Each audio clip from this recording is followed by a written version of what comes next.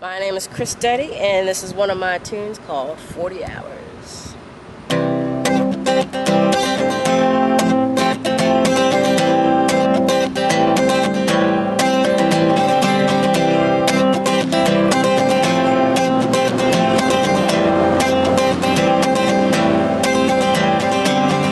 Working this here 9 to 5, paper stack 10 feet high, papers begin things doing, highlighters, paper clips and pens. The longest day that's coming through, vacation, holiday, getaway, just me and you.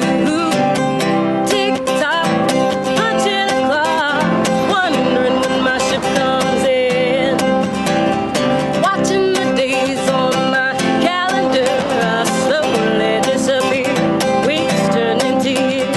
She looks at her watch and she says, I gotta get away. It's about new lights being Cancun, Manila with no spoon too soon. I got to get back to reality.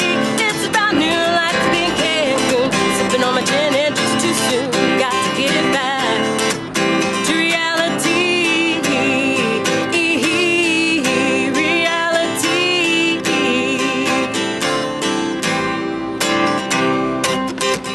Yeah. Ooh. Waiting for the weekend is like can't wait for Christmas. Before Friday evening comes, you've already missed it. I never take my coffee break, 'cause don't know when I'm coming back. When is it my turn to sit back and relax? She looks at her watch and she says, I gotta get away. It's about new lights being Cancun, Kilimanjaro with no spoon too soon. I got to get back to reality. It's about new lights being Cancun, sipping on my gin and juice too soon. Got to get back to reality.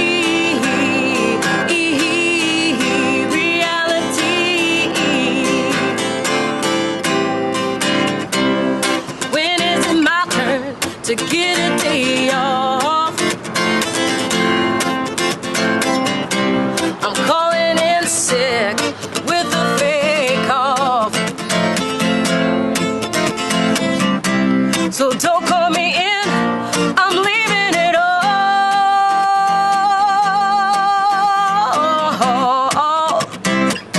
Yeah, gon' leave. Gonna leave.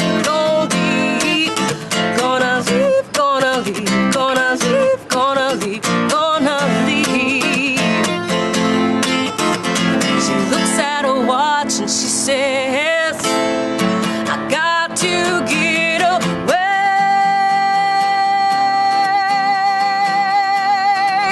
Get away. Get away. Get away. It's about new lights being Cancun, sipping on my gin and juice too soon. Got to get back to reality. It's about new lights being Cancun, sipping on my gin and juice too soon. Got to get back to reality.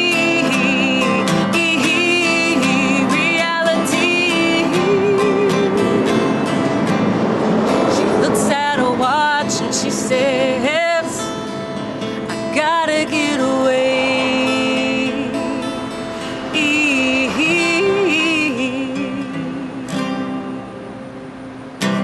Nice.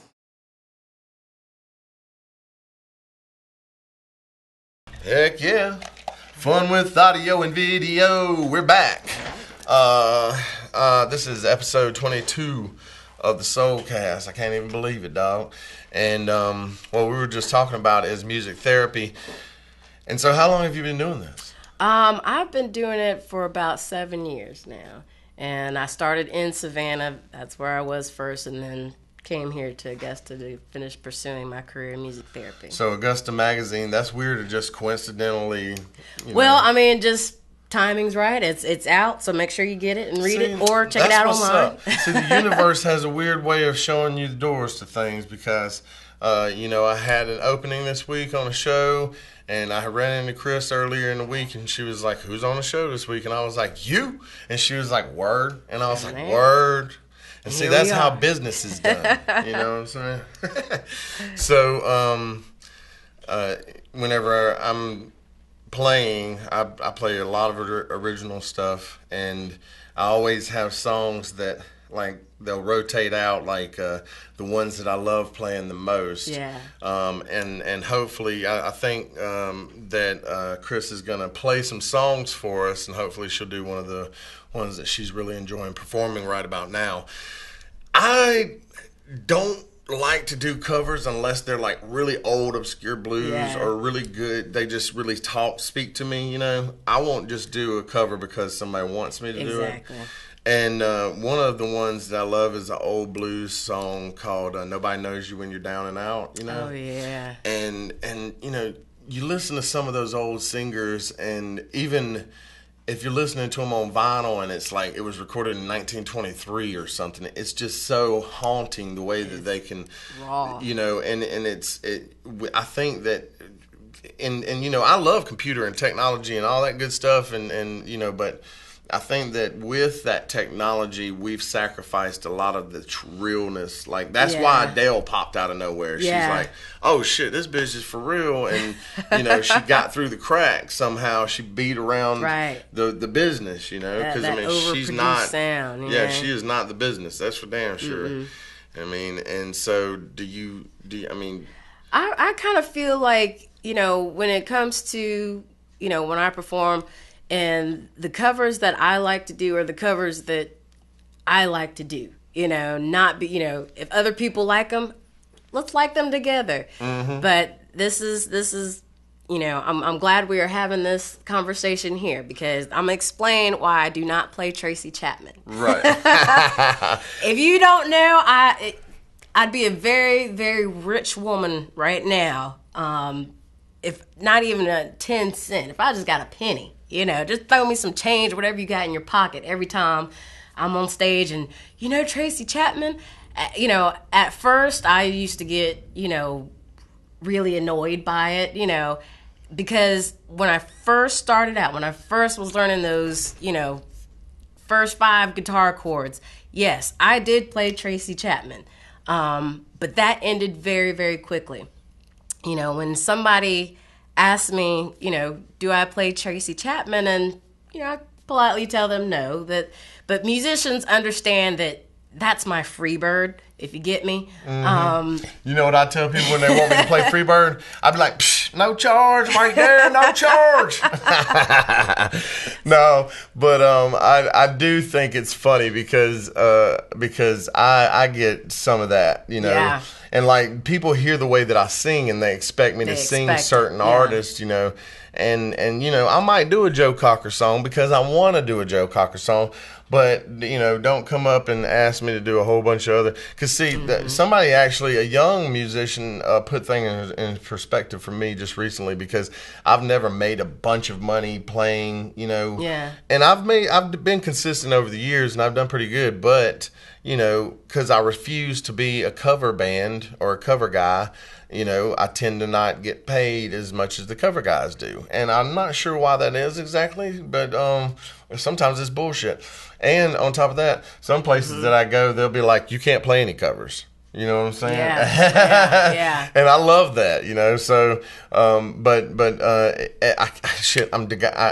know where I was going with this, but, you know, do you feel like you are you writing a lot? Do you have excess of stuff that, because there's a lot of stuff that I'll write that nobody will ever hear me play live. Yeah. Oh yeah. You know, but you have those few that comes through and you'll be like, oh, this, and then those songs are alive. Oh yeah, I remember what I was going to say. Philip Lee, he said, well, you know, if you let them treat you like a jukebox, then that's all you're ever going to be, is a jukebox. And I was like, man, shut your mouth up. I mean, that's philosophy. It's elementary, but it makes so much sense. Well, I used to say to people, well, I'm not a real musician. right? Mm-hmm. And I need to stop doing that because it's not true. The truth is that a real musician, you know, he can't play a lot of covers because he's trying to do his own shit. He ain't trying to play the other motherfucker shit. But no, it is fun to, you know, run through a chord book and find some stuff that like a progression that's like one time I was going through a Beatles book and I found this one little change, this weird, you know, chord change. Yeah. And I was like, damn, I like that. I took that one chord change and made a whole song out of it. And I was yeah, that's what you do right there, boy. I think a lot too, you know, and that was one of my challenges when I came to Augusta. When I was in Savannah, you know, I stood out being, you know, a female musician. So that does give me a little bit of an advantage. But the crowds that I'm playing for, you have so much variety. So I can do originals. I can do, you know, a few covers and just kind of read the crowd and kind of cater to that. When I moved to Augusta, it was different. And, you know, you realize kind of what's going on with the venues. A lot of places want, you know, stuff that people know. And that's okay. That's fine, you know, pay some of the bills. And then there are some places that I do like to play where I can do more original stuff. And that is actually where my heart and soul is in writing. I am more fearful of my own material being put out there and, you know, go to safety net of a cover song.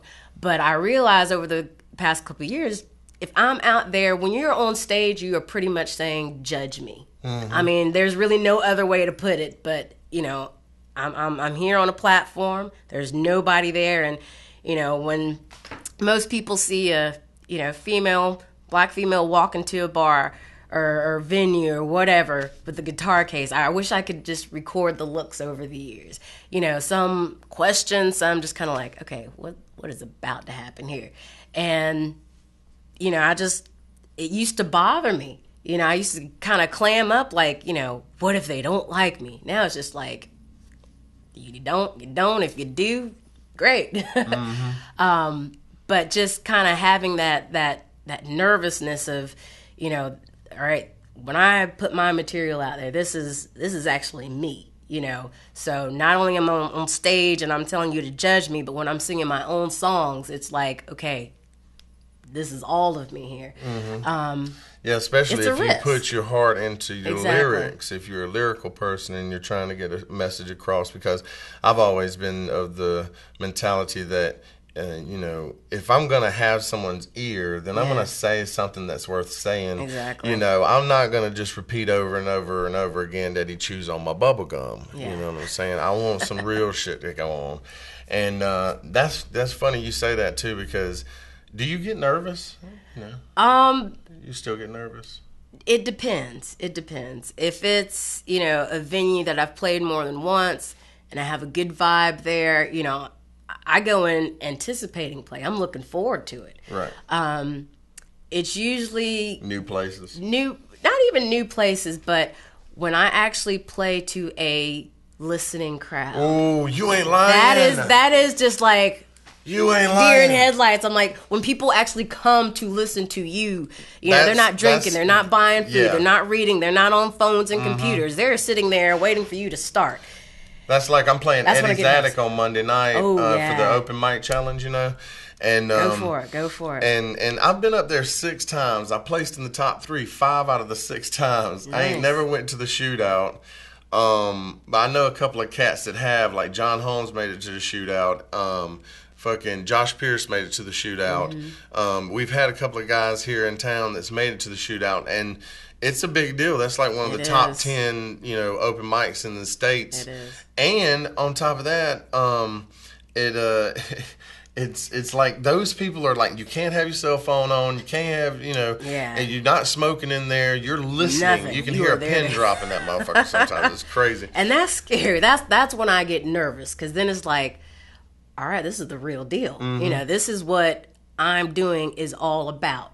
And it's few and far in between when I get those kind of opportunities, but when they happen, that's when I know, okay, I need to bring my A game on. This is, Chris Daddy, yes, it is my name, but at the same time, this is what I'm promoting. This is what is, this is what people are going to remember. This is what people are going to walk away, talking about. I want them to say good things. I thrive off of a crowd and people paying attention. Yeah. Although it is nerve wracking and it makes you energy. But the energy, especially like, and I heard this story about somebody that was producing Michael Jackson when he was in the Jackson 5. And they would always grab a couple of random girls and they would put them in the studio and for him to record, and they would watch him through the glass because he would turn it on but if there was nobody there and he just went into their studio, he couldn't perform the way that he couldn't turn it on like that. Right. There's something about the energy the crowd gives you, especially if it's a musician that you admire that comes and walks into the room and you see him and you're like, oh shit, okay. Gotta make sure I'm tuned and hold up, swole up. I'm about to ding ding ding ding ding ding ding. But I love that. I mean, I remember we were in Tommy O'D and the Survivors. We did that blues thing for a while there, and there for a while I had three-piece horn section. We had 2 lead guitars. It was blistering. Yeah, I remember seeing y'all a couple times. And we had fun, man. We had so much fun. And one night we were doing Playground, and that bitch was packed like head to toe. And then Ed Turner walked in and stood right by the stage, and I don't know Ed Turner that well, but I've been listening to that motherfucker on the radio since I was an itty bitty little boy listening to Ed Turner talk on the radio, and then he did that flashback and all that stuff, and then he does the number 9, and I find him impressive, okay, because he works hard at his craft. Right.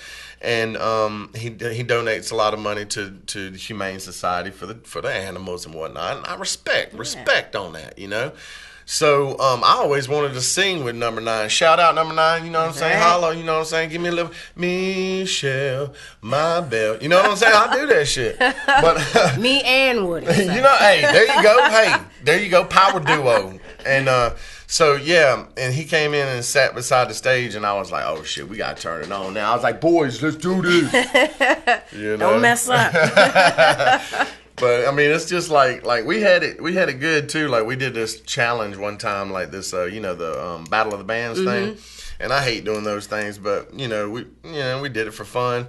And the guy doing the sound was like, he got the levels on everybody, and we didn't do a real sound check. And he was like, "Y'all need a sound check?" And I was like, "No." I was like, 1, 2, 3, and we were like, dun dun dun dun, dun. And I was like, that's how real musicians do shit. But we're gonna take another quick pause, and we'll come back for the 4th segment, and we'll be right back. Y'all don't go nowhere, okay?